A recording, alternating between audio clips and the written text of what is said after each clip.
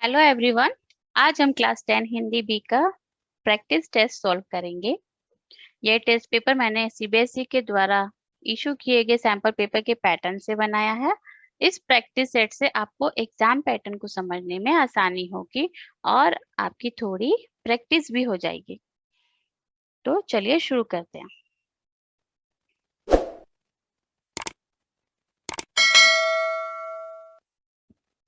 अभ्यास प्रश्न पत्र 2021-22 सत्र एक मतलब टर्म 1। आपका विषय कोड हिंदी का क्या है? 085। पेपर आपका 40 मार्क्स का होगा, जो कि आपको 1 घंटा 30 मिनट में पूरा करना होगा। बच्चों, आपके पास काफी टाइम है, आराम से कीजिएगा, टेंशन नहीं लेनी है। आराम से क्वेश्चन पढ़िए, आपको 4 ऑप्शंस मिलेंगे, आपको इजीली समझ में आ जाएगा कि कौन सा इसका सही उत्तर है।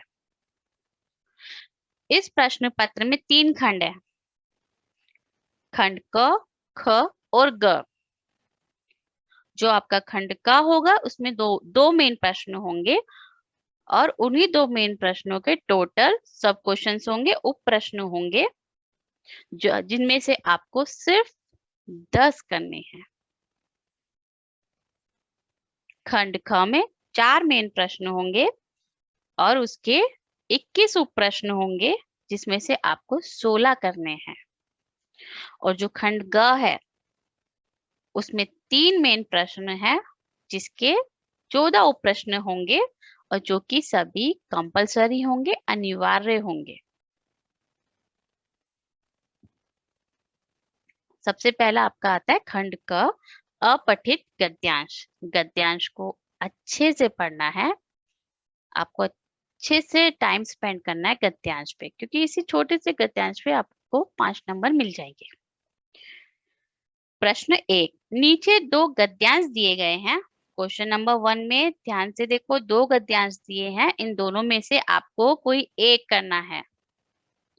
किसी एक गद्यांश को ध्यानपूर्वक पढ़िए और उस पर आधारित प्रश्नों के उत्तर सही विकल्प चुनकर दीजिए।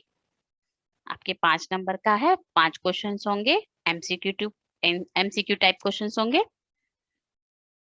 संसार के सभी धर्मों में एक बात समान है।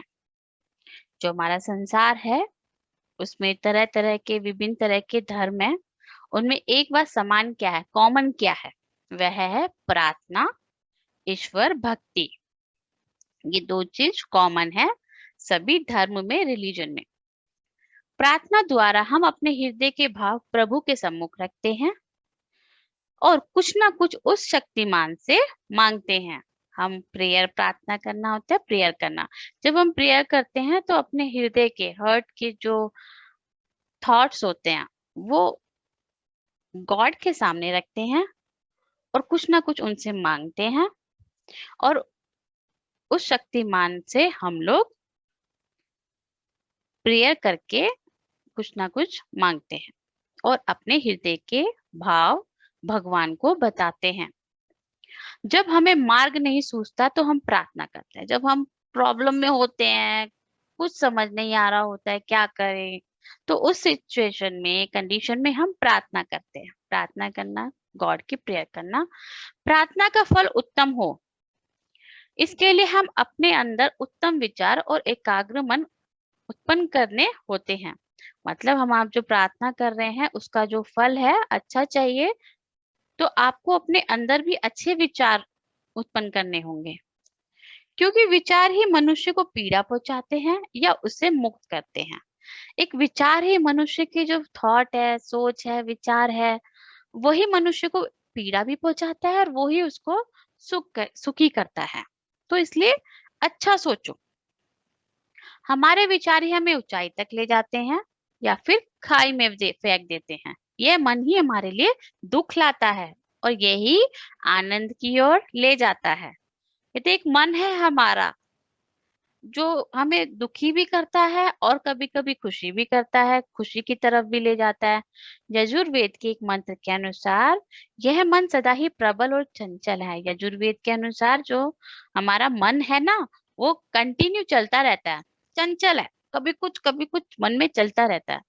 यह जड़ होते हुए भी सोते जागते कभी भी चैन नहीं लेता।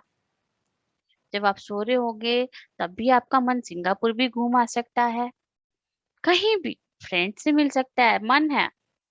जितनी देर हम जागते रहते हैं उतनी देर यह कुछ ना कुछ सोचता हुआ भटकता ही रहता है।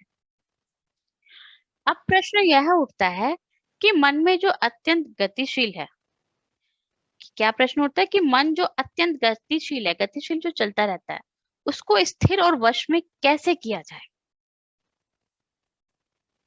उसको रोका जाए और उसको कंट्रोल में कैसे किया जाए? मन को वश में करने का यह तात्पर्य नहीं है कि ये गतिहीन हो जाए, और यह गतिहीन हो ही नहीं सकता। मन को वश में करने का मतलब नहीं उसको बिल्कुल स्टॉप करना है, नहीं। और वो कर भी नहीं सकते हैं हम उसको।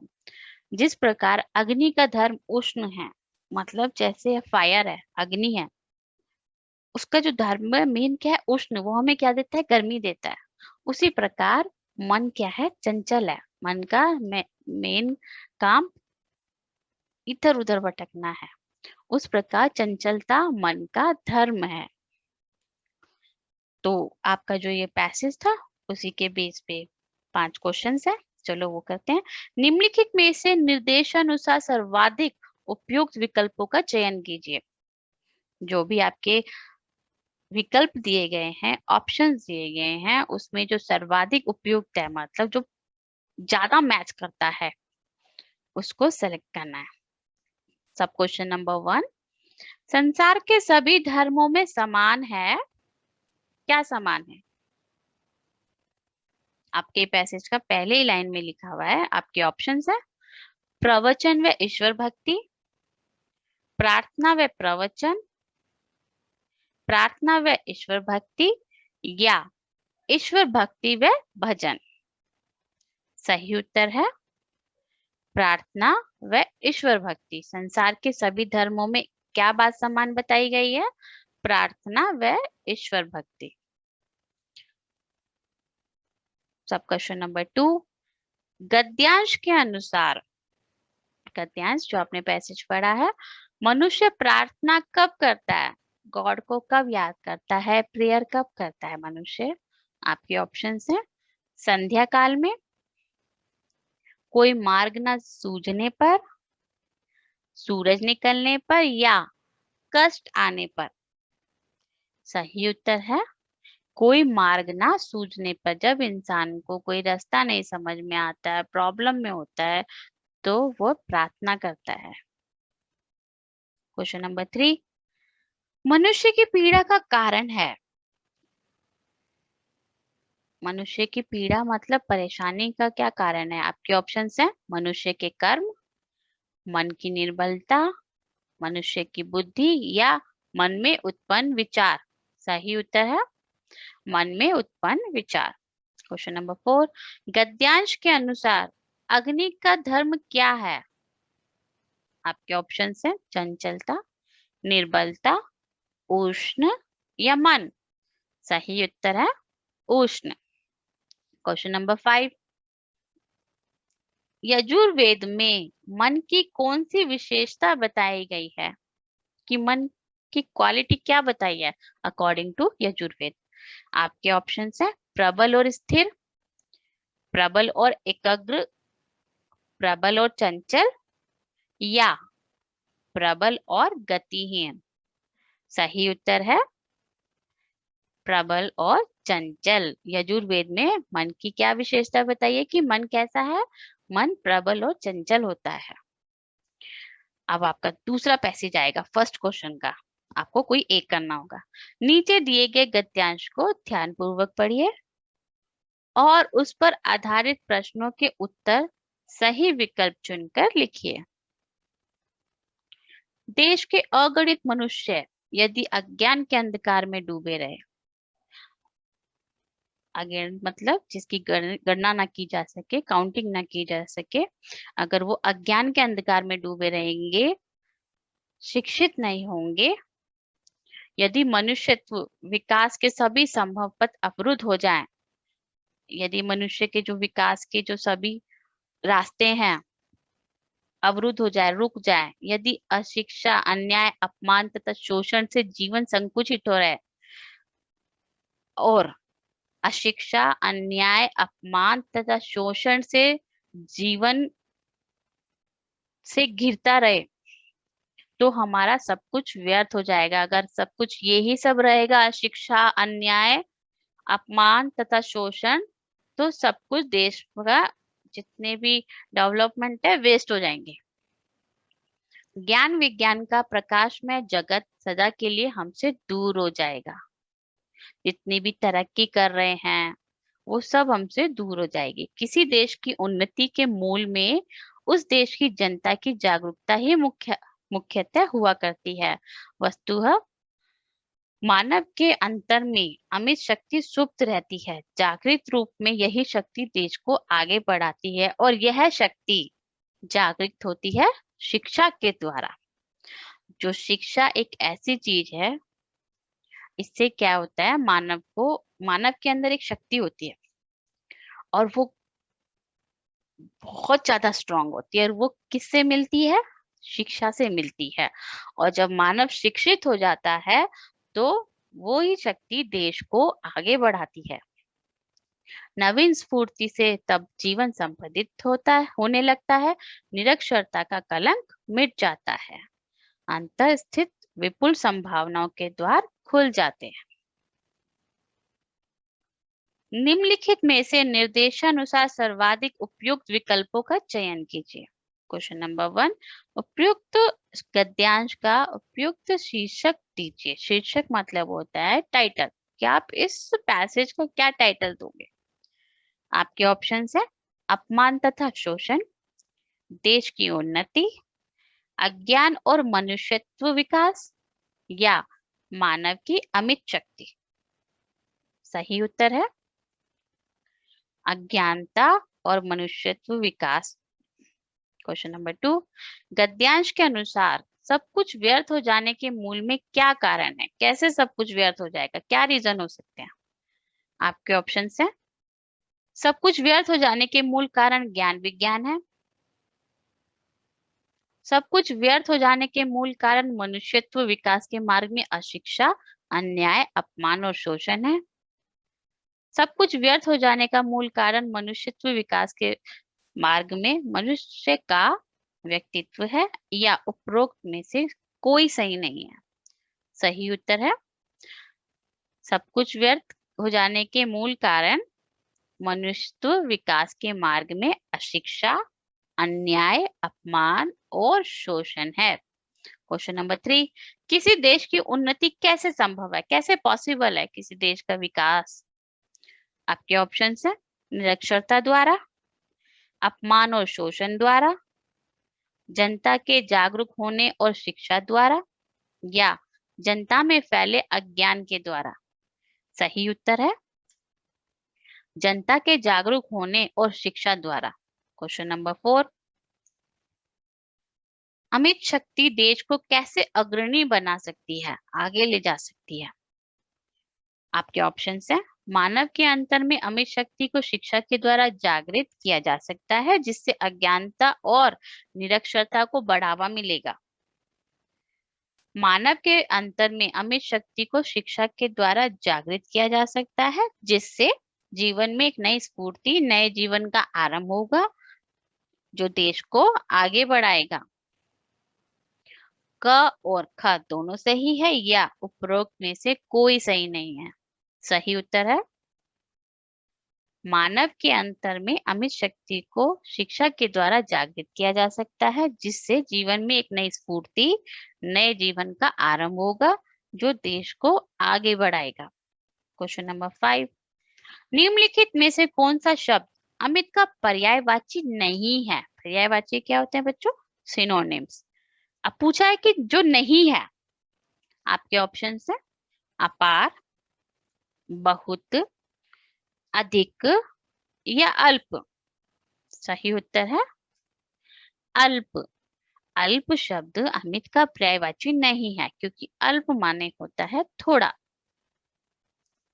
और अमित का मतलब होता है अपार, बहुत, अधिक। अभी आपका खंड का क्वेश्चन नंबर 2, इसके अंतर्गत भी आपके 2 पैसेज होंगे, किसी एक का आपको उत्तर देना है।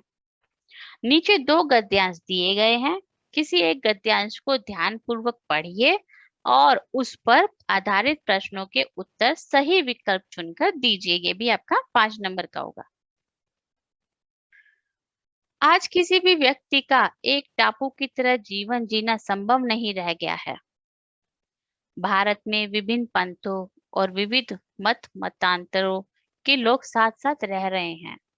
ऐसे में यह अधिक जरूरी हो गया है कि लोग एक दूसरे को जानें, उनकी जरूरतों को, उनकी इच्छाओं, आकांक्षाओं को समझें, उन्हें तरजीह दें और उनके धार्मिक विश्वासों, पद्धतियों, अनुष्ठानों को सम्मान दें। भारत जैसे देश में यह और भी अधिक जरूरी है, क्योंकि यह देश किसी एक धर्म, मत या विचारधारा का नहीं है। जैसा कि बच्चों आप जानते हो, भारत में विभिन्न धर्म को अपनाने वाले लोग रहते हैं, तो हर व्यक्ति को चाहिए एक दूसरे के धर्म का सम्मान करे, एक दूसरे को जाने, उनके धार्मिक जो विश्वास है, पद्धतियां, अनुष्ठान है, उनको सम्मान दे। और भारत में तो ये बहुत जरूरी है, क्योंकि भारत में विभिन्न धर्मों को मानने वाले लोग रहते हैं। नेक्स्ट, स्वामी विवेकानंद इस बात को समझते थे और अपने आचार विचार में अपने समय से पहले बहुत आगे थे। उनका दृढ़ मत था कि विभिन्न धर्मों, संप्रदायों के बीच संवाद होना ही चाहिए। मतलब जो स्वामी विवेकानंद इस बात को मानते थे कि जो विभिन्न धर्म है उनमें आपस में बातचीत होनी चाहिए। वह विभिन्न धर्म संप्रदाय के अनेक रूपता को जायज और स्वाभाविक मानते थे। स्वामी जी विभिन्न धार्मिक आस्थाओं के बीच सामंजस्य स्थापित करने के पक्षधर थे और सभी को एक ही धर्म का अनुयायी बनाने के विरुद्ध थे। वो सबकी, स्वामी विवेकानंद जी जो सभी धर्म थे अलग अलग, वो सबकी रेस्पेक्ट करते थे और वो मानते थे, उनको जैसे वो धर्म है उनको ऐसे ही एक्सेप्ट करते थे। वो उनको एक धर्म के अनुयायी बनाने के विरुद्ध थे, अपोजिट थे। सपोर्ट नहीं करते थे कि ये सभी धर्म एक में बदल जाए। वो सभी धर्मों की अलग अलग उनका सम्मान करते थे। वह कहा करते थे, यदि सभी मानव एक ही धर्म को मानने लगे, एक ही रिलीजन को मानने लगे, एक ही पूजा पद्धति को अपना लें और एक सी नैतिकता का अनुपालन करने लगे, तो यह सबसे दुर्भाग्यपूर्ण बात होगी, क्योंकि यह सब हमारे धार्मिक और आध्यात्मिक विकास के लिए प्राण घातक होगा तथा हमें हमारी सांस्कृतिक जड़ों से काट देगा। अकॉर्डिंग टू स्वामी विवेकानंद, वो नहीं चाहते कि सभी लोग एक ही धर्म को माने, एक ही धर्म की पूजा करें, उनके रूल्स रेगुलेशन अपनाएं सभी लोग। इससे उनको लगता है इससे हमारा जो धार्मिक विकास है वो नहीं हो पाएगा। क्वेश्चन नंबर 1, टापू किसे कहते हैं? आपके ऑप्शंस हैं, समुद्र के मध्य उभरा भूस्थल, पहाड़ों का समूह, 2 नदियों का मिलन, या टीपू सुल्तान को। सही उत्तर है समुद्र के मध्य उभरा हुआ भूस्थल। सब क्वेश्चन नंबर 2, विभिन्न धर्मों संप्रदायों के बीच क्या होना चाहिए? आपके ऑप्शंस है, लड़ाई, संवाद, भेदभाव, या कुलेल करना। सही उत्तर है संवाद। स्वामी विवेकानंद जी कहते थे विभिन्न धर्मों के संप्रदायों के बीच क्या होना चाहिए? संवाद होना चाहिए। क्वेश्चन नंबर 3, किसके अनुसार सभी मानवों का एक ही धर्म का अपना लेना दुर्भाग्यपूर्ण होगा? किसके अकॉर्डिंग, कि अगर सभी लोग एक ही धर्म को अपना लेंगे तो वो अच्छा नहीं रहेगा? आपके ऑप्शंस हैं, स्वामी जगन्नाथ, स्वामी विवेकानंद, स्वामी रामदेव, या उपरोक्त में से कोई नहीं। सही उत्तर है स्वामी विवेकानंद के अनुसार एक ही धर्म का अपना लेना दुर्भाग्यपूर्ण होगा। क्वेश्चन नंबर 4, स्वामी जी के मत में सबसे दुर्भाग्यपूर्ण स्थिति क्या होगी और क्यों? आपके ऑप्शन है। जब सभी व्यक्ति एक धर्म, पूजा पद्धति व नैतिकता का अनुपालन करने लगेंगे, इससे धार्मिक व आध्यात्मिक विकास रुक जाएगा।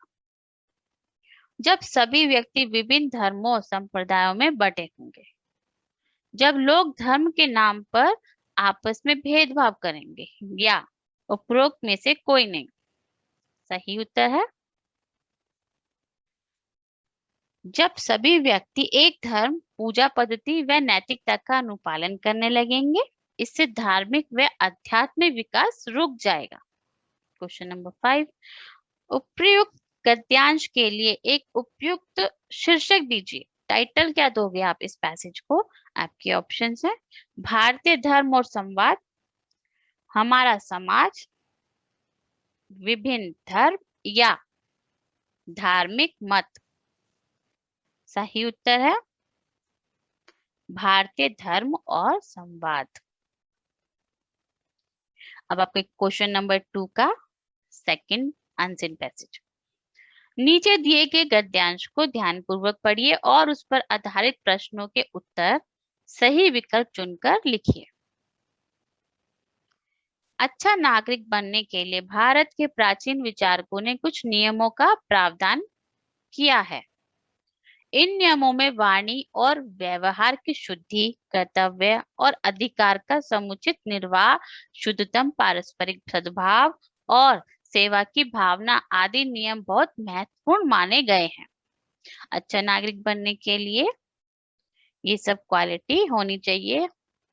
ये सभी नियम यदि एक व्यक्ति के चारित्रिक गुणों के रूप में भी अनिवार्य माने जाएं, तो उसका अपना जीवन सुखी और आनंदमय हो सकता है। कि अगर नागरिक के सारे नियम फॉलो कर ले तो उसकी जो लाइफ होगी ना वो बहुत सुखी और आनंदमय हो सकती है। सभी गुणों का विकास एक बालक में यदि उसकी बाल्यावस्था से ही किया जाए तो वह अपने देश का श्रेष्ठ नागरिक बन सकता है। क्या कहना चाहते हैं? अगर ये जो नियम है अच्छे नागरिक के, वाणी और व्यवहार में शुद्धि, कर्तव्य, अधिकार का समुचित निर्वाह, पारस्परिक सद्भाव, सेवा की भावना, अगर ये सारे गुण क्वालिटी हम लोग बच्चों के चाइल्डहुड टाइम से ही दिया जाए तो वो आगे चल के देश का सबसे अच्छा सिटीजन बन जाएगा। इन गुणों के कारण वह अपने परिवार, आस पड़ोस, विद्यालय में अपने सहपाठियों एवं अध्यापकों के प्रति यथोचित व्यवहार कर सकेगा। अगर ये क्वालिटी उनके अंदर बचपन से ही आ जाएगी तो वो थोड़ा बड़े होकर अपने फैमिली के साथ, नेबर के साथ, स्कूल में अपने फ्रेंड्स के साथ, टीचर्स के साथ बहुत ही अच्छे से व्यवहार करेंगे। वाणी एवं व्यवहार की मधुरता सभी के लिए सुखदायक होती है। कोई अच्छा बोलता है, अच्छे से हमारे साथ बिहेव करता है तो ये उसको भी सुख प्राप्त होता है, करने वाले को, लेने वाले को भी। समाज में हार्दिक सद्भाव की वृद्धि करती है, किंतु अहंकारहीन व्यक्ति ही स्निग्ध वाणी और शिष्ट व्यवहार का प्रयोग कर सकता है। जिस इंसान के अंदर एटीट्यूड नहीं है वो ही अच्छी वाणी और अच्छा व्यवहार कर सकता है। अहंकारी और दम्भी व्यक्ति सदा अशिष्ट वाणी और व्यवहार का अभ्यासी होता है, जिसका परिणाम यह होता है कि ऐसे आदमी के व्यवहार से समाज में शांति और सौहार्द का वातावरण नहीं बनता है। जो अहंकारी व्यक्ति होता है वो हमेशा बेकार लैंग्वेज यूज करता है, कटु वाणी यूज करता है और उसका व्यवहार भी अच्छा नहीं होता है, जिससे हमारे समाज में शांति नहीं बन पाती है।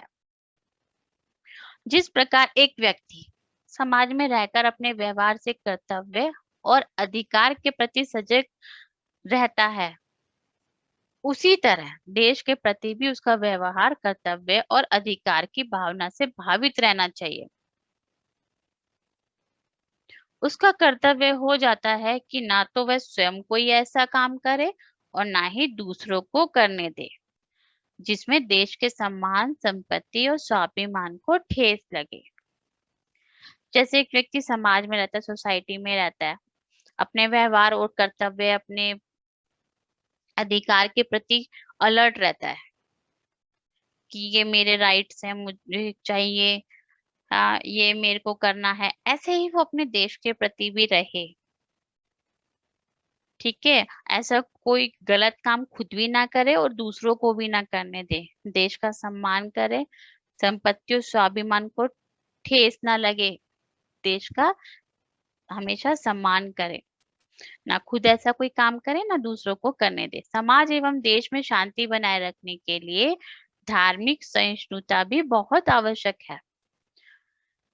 यह वृत्ति तभी आ सकती है जब व्यक्ति संतुलित व्यक्तित्व का हो, वह आंतरिक व बाहरी संघर्ष से परे सामाजिकता की अनुभूति से परिपूर्ण व्यक्तित्व होना चाहिए। क्वेश्चन नंबर 1, समाज एवं राष्ट्र के हित में नागरिक के लिए कैसे गुणों की अपेक्षा की जाती है? आपके ऑप्शन है, समाज एवं राष्ट्र के हित में नागरिक के लिए पैसा, शक्ति जैसे गुणों की अपेक्षा की जाती है। समाज एवं राष्ट्र के हित में नागरिक के लिए बल और अव्यवहार की शुद्धि और अधिकार का समुचित निर्वाह, असहयोग जैसे गुणों की अपेक्षा की जाती है। समाज एवं राष्ट्र के हित में नागरिक के लिए वाणी और व्यवहार की शुद्धि, कर्तव्य और अधिकार का समुचित निर्वाह, पारस्परिक सद्भाव, सहयोग और सेवा की भावना जैसे गुणों की अपेक्षा की जाती है, या उपरोक्त में से कोई सही नहीं है? सही उत्तर है ग, समाज एवं राष्ट्र के हित में नागरिक के लिए वाणी और व्यवहार की शुद्धि, कर्तव्य और अधिकार का समुचित निर्वाह, पारस्परिक सद्भाव, सहयोग और सेवा की भावना जैसे गुणों की अपेक्षा की जाती है। क्वेश्चन नंबर 2, देश के प्रति व्यक्ति का व्यवहार और कर्तव्य कैसा होना चाहिए अपने देश के लिए? आपके ऑप्शंस है, देश के प्रति व्यक्ति का चालाक व्यक्ति की तरह होना चाहिए और उसे अपना फायदा पहले देखना चाहिए। देश के प्रति व्यक्ति का व्यवहार लोभी और लालची होना चाहिए। देश के प्रति व्यक्ति का व्यवहार बुरा और धोखे की भावना से भावित होना चाहिए, या देश के प्रति व्यक्ति का व्यवहार कर्तव्य और अधिकार की भावना से भावित होना चाहिए। सही उत्तर है ग, देश के प्रति व्यक्ति का व्यवहार कर्तव्य और अधिकार की भावना से भावित होना चाहिए। क्वेश्चन नंबर 3, मधुर वाणी और शिष्ट व्यवहार कौन कर सकता है? आपके ऑप्शंस हैं, मधुर वाणी और शिष्ट व्यवहार का प्रयोग अहंकारहीन व्यक्ति ही कर सकता है, अहंकारी और दंभी व्यक्ति, सभी, या उपरोक्त में से कोई सही नहीं है? सही उत्तर है मधुर वाणी और शिष्ट व्यवहार का प्रयोग अहंकारहीन व्यक्ति ही कर सकता है। ऐसा व्यक्ति जिसके अंदर अहंकार नहीं होता है वो ही मधुर वाणी और शिष्ट व्यवहार कर सकता है। क्वेश्चन नंबर 4, वाणी और व्यवहार की शुद्धि, कर्तव्य और अधिकार का समुचित निर्वाह, शुद्धतम पारस्परिक सद्भाव, सहयोग और सेवा की भावना आदि को क्या बताया गया है? आपके ऑप्शंस है, अच्छा नागरिक बनने के नियम, जीवन की सीख, जीवन जीने के सिद्धांत, या जीवन शिक्षा? सही उत्तर है अच्छा नागरिक बनने के नियम, ये रूल्स हैं अच्छा नागरिक बनने के। क्वेश्चन नंबर 5, एक व्यक्ति तभी अपने देश का श्रेष्ठ नागरिक बन सकता है जब, आपके ऑप्शंस है, बालक को स्वास्थ्य का महत्व बताया जाए, सभी गुणों का विकास उसकी बाल्यावस्था से ही किया जाए, बालकों को अच्छी शिक्षा दी जाए, या बालक को झूठ आदि बोलने से रोका जाए? सही उत्तर है सभी गुणों का विकास उसकी बाल्यावस्था से ही किया जाए। बाल्यावस्था, चाइल्डहुड। अब आपका शुरू होता है खंड ख, जिसमें आपका ग्रामर आता है।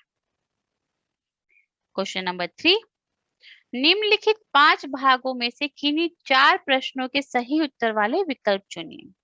इसमें आपके 5 क्वेश्चन आएंगे जिसमें से आपको कोई 4 करने हैं, 4 मार्क्स का होगा। सब क्वेश्चन नंबर 1, गांव में हर वर्ष पशु पर्व का आयोजन होता है, रेखांकित पदबंध का भेद बताइए। आपके ऑप्शन है सर्वनाम पदबंध, क्रिया पदबंध, क्रिया विशेषण पदबंध या संज्ञा पदबंध। सही उत्तर है संज्ञा पदबंध। पशु पर्व का आयोजन संज्ञा पदबंध है। सब क्वेश्चन नंबर 2, प्यास का मारा कौवा घड़े पर बैठ गया, रेखांकित पदबंध का प्रकार है। आपके ऑप्शन है सर्वनाम पदबंध, क्रिया पदबंध, क्रिया विशेषण पदबंध या विशेषण पदबंध। सही उत्तर है क्रिया विशेषण पदबंध। क्वेश्चन नंबर 3, शरारत करने वालों में से कई पकड़े गए, रेखांकित पदबंध का प्रकार है। आपके ऑप्शंस है विशेषण पदबंध, सर्वनाम पदबंध, क्रिया पदबंध या संज्ञा पदबंध। सही उत्तर है सर्वनाम पदबंध। शरारत करने वालों में से कई, ये हमारा सर्वनाम पदबंध है। क्वेश्चन नंबर 4, पासा में एक सुंदर और शक्तिशाली युवक रहता था, रेखांकित पदबंध का भेद है सुंदर और शक्तिशाली। आपके ऑप्शन है क्रिया विशेषण पदबंध, विशेषण पदबंध, क्रिया पदबंध या संज्ञा पदबंध। सही उत्तर है विशेषण पदबंध, सुंदर और शक्तिशाली। क्वेश्चन नंबर 5, तारा एक नेक और मददगार व्यक्ति था, वाक्य में रेखांकित पदबंध का भेद है विशेषण पदबंध, संज्ञा पदबंध, क्रिया पदबंध या क्रिया विशेषण पदबंध। सही उत्तर है विशेषण पदबंध, नेक और मददगार। मेन क्वेश्चन नंबर 4, निम्नलिखित 5 भागों में से किन्हीं 4 प्रश्नों के सही उत्तर वाले विकल्प चुनिए। इसमें भी आपके 5 प्रश्न आएंगे जिसमें से आपको कोई 4 करने होंगे, 4 मार्क्स का होगा। सब क्वेश्चन नंबर 1, विदेश में रहने वाला मेरा मित्र अगले महीने भारत आ रहा है, रचना की दृष्टि से वाक्य है। आपके ऑप्शन है सरल वाक्य, संयुक्त वाक्य, मिश्रित वाक्य या विधानवाचक वाक्य। सही उत्तर है सरल वाक्य।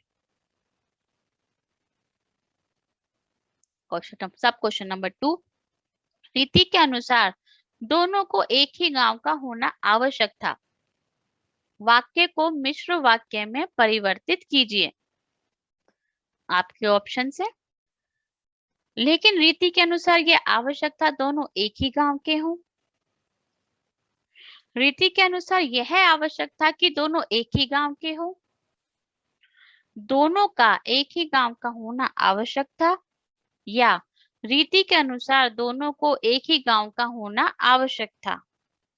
सही उत्तर है रीति के अनुसार यह आवश्यक था कि दोनों एक ही गांव के हो।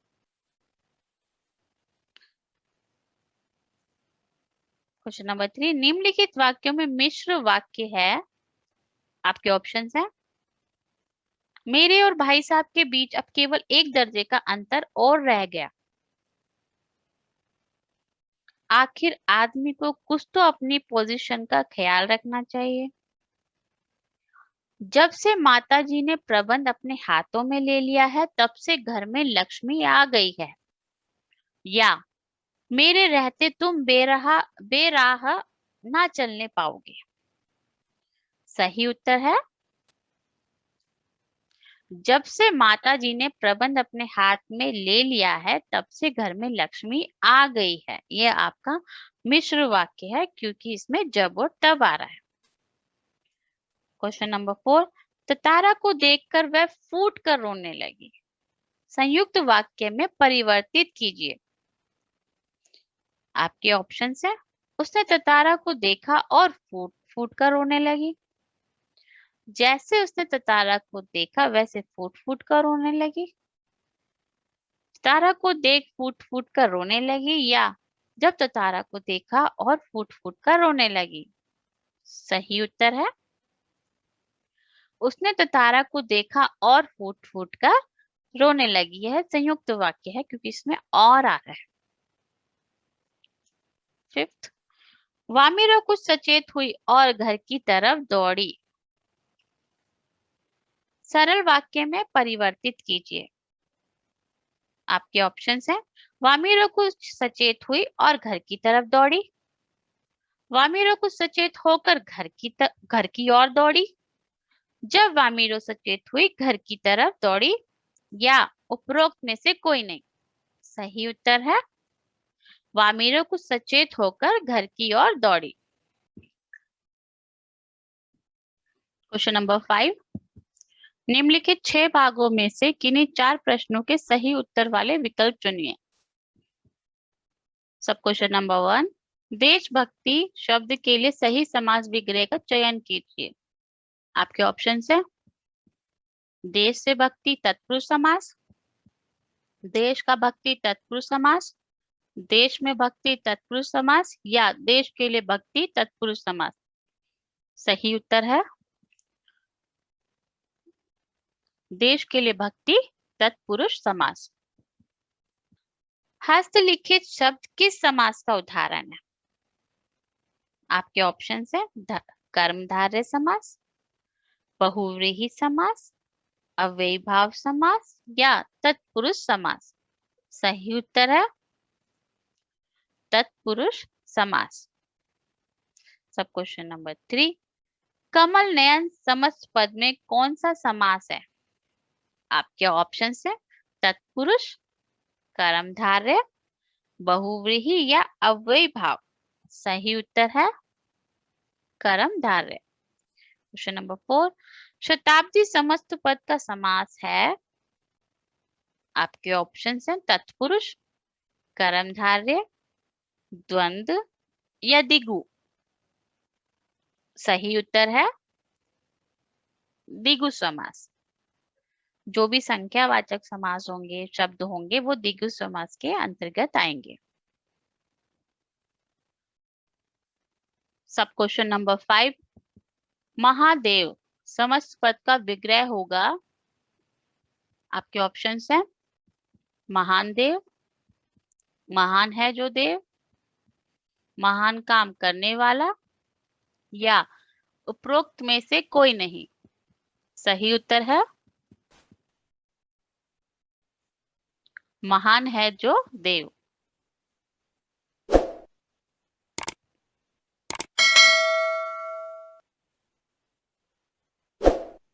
चौराहा शब्द के लिए सही समास विग्रह का चयन कीजिए। आपके ऑप्शन है। 4 राहें, द्विगु समास, 4 दिशाएं, द्विगु समास, 4 राहें द्वंद्व समास, 4 दिशाएं द्वंद्व समास। सही उत्तर है 4 राहें द्विगु समास। मेन क्वेश्चन नंबर 6, निम्नलिखित 5 में से किन्हीं 4 प्रश्नों के उत्तर निर्देशानुसार दीजिए तथा सर्वाधिक उपयुक्त विकल्प का चयन कीजिए। 6 में से कोई 4 करने हैं। सब क्वेश्चन नंबर 1, अंधे के हाथ बटेर लगना का अर्थ है। आपके ऑप्शन है। अच्छा भाग्य, अच्छी वस्तु प्राप्त होना, भाग्यवश अच्छी वस्तु प्राप्त होना, या अंधे व्यक्ति को बटेर प्राप्त होना। सही उत्तर है भाग्यवश अच्छी वस्तु प्राप्त होना। अंधे के हाथ बटेर लगने का अर्थ क्या होता है? भाग्यवश अच्छी वस्तु प्राप्त होना। 2, सब क्वेश्चन नंबर 2, परीक्षा के दिनों में छात्र पढ़ते पढ़ते डैश लेते हैं। रिक्त स्थान की पूर्ति उचित मुहावरे से कीजिए। आपके ऑप्शन है। आड़े हाथों, आंखें फोड़, आंखों में धूल झोंक, या दांतों तले उंगली दबाना। सही उत्तर है आंखें फोड़। परीक्षा के दिनों में छात्र पढ़ते पढ़ते आंखें फोड़ लेते हैं। सब क्वेश्चन नंबर 3, प्राण निकलना मुहावरे का सही अर्थ है। आपके ऑप्शंस है अत्यंत भयभीत होना, बीमार होना, स्वर्गवास होना या किसी के प्राण ले लेना। सही उत्तर है अत्यंत भयभीत होना।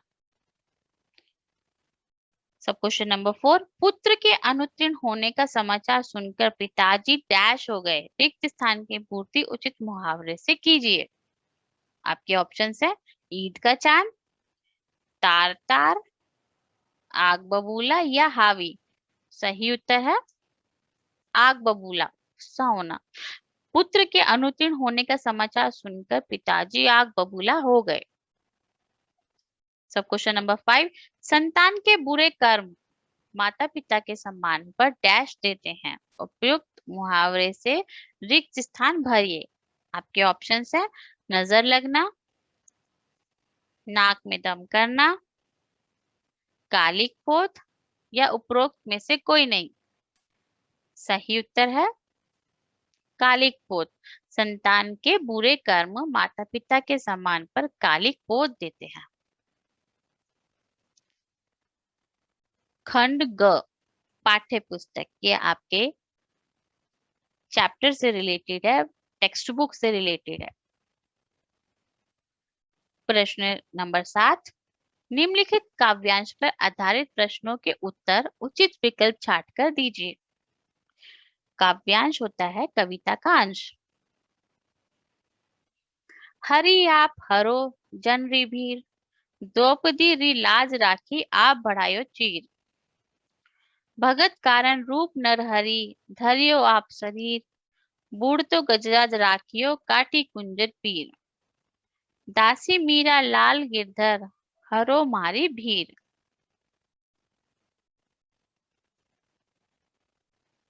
सब क्वेश्चन नंबर 1, मीरा किसको सबके दुख हरने वाला बता रही है।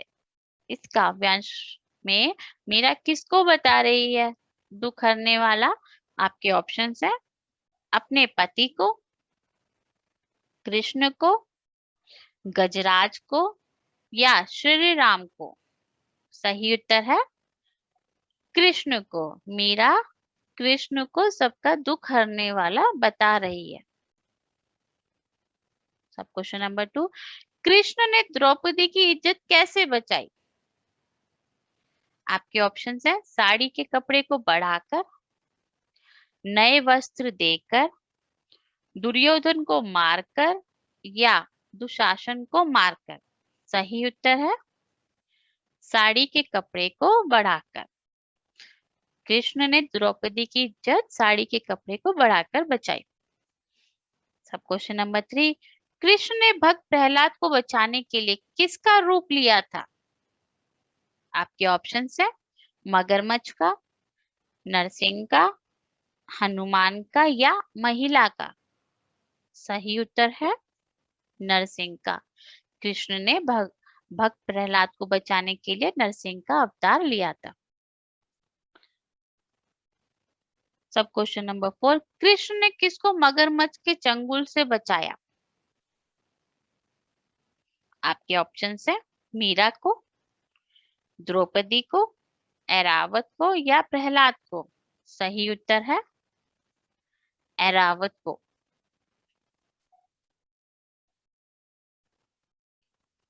मेन क्वेश्चन नंबर 8, निम्नलिखित गद्यांश पर आधारित प्रश्नों के उत्तर उचित विकल्प छांटकर दीजिए। ये जो पैसेज है आपके टेक्स्ट बुक का ही है।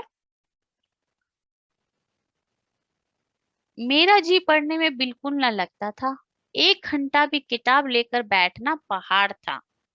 मौका पाते ही हॉस्टल से निकलकर मैदान में आ जाता और कभी कंकरियां उछालता, कभी कागज की तितलियां उड़ाता और कहीं कोई साथी मिल गया तो पूछना ही क्या। ये आपका पैसेज बड़े भाई साहब से लिया गया है, जिसमें लेखक का अपने बारे में बता रहे हैं कि मेरा पढ़ने में बिल्कुल मन नहीं लगता था।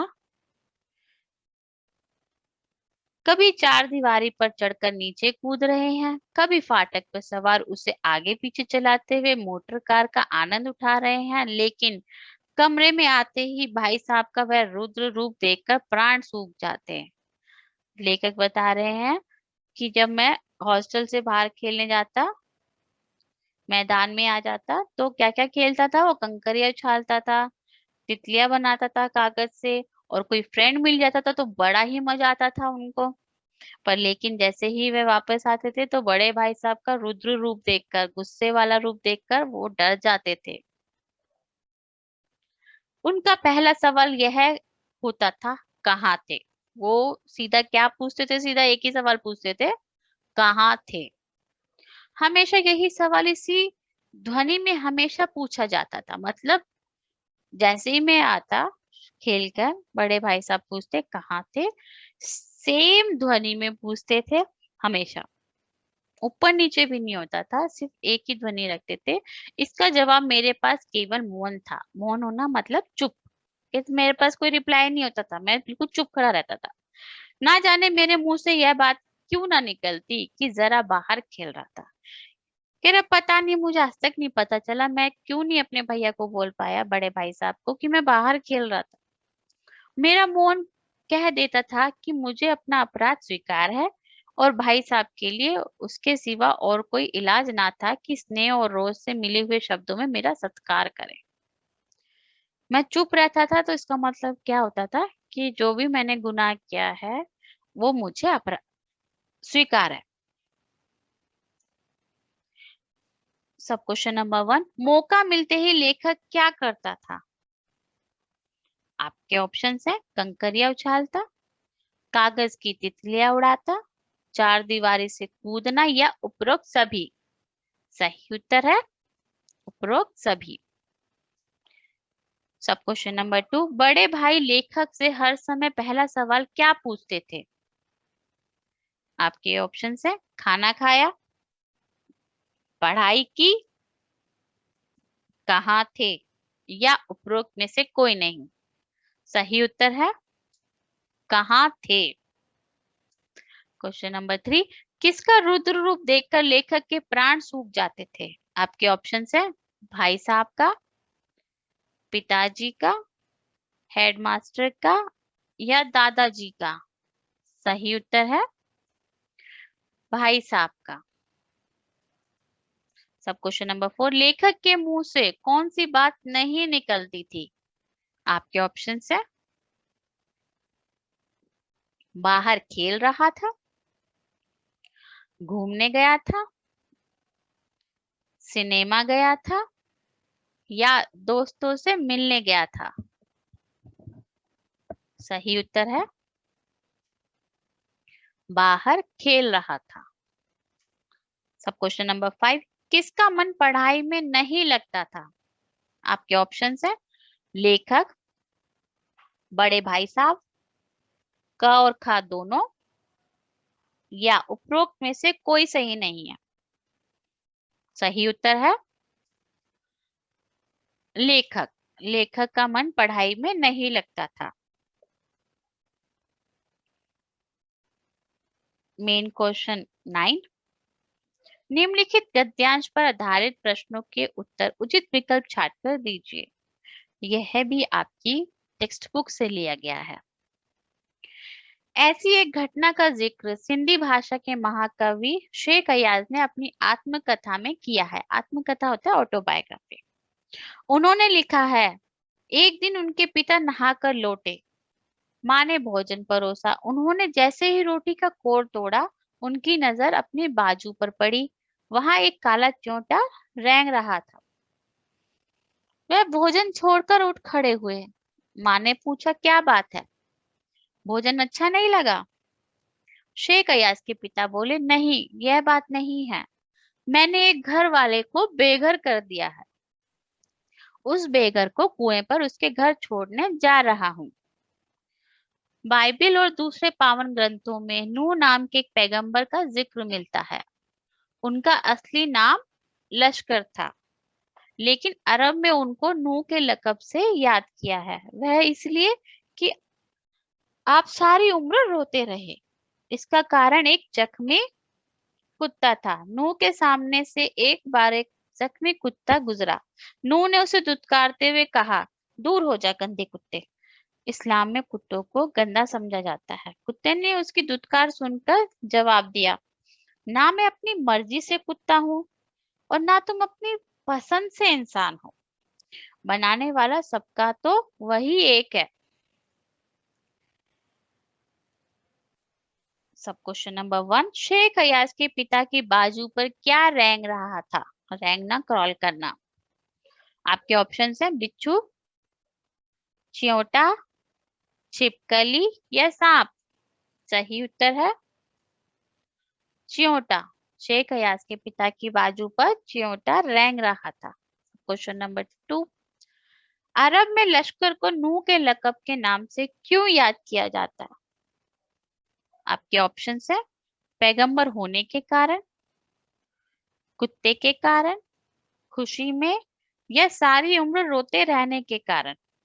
सही उत्तर है सारी उम्र रोते रहने के कारण। सब क्वेश्चन नंबर 3, कौन सा धर्म कुत्ते को गंदा समझता है?